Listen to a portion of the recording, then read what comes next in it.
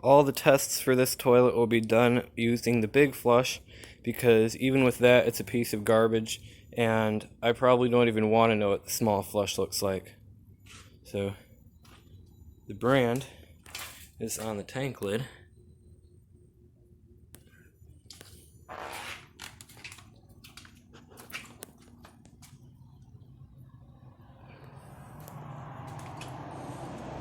Let's see how it does.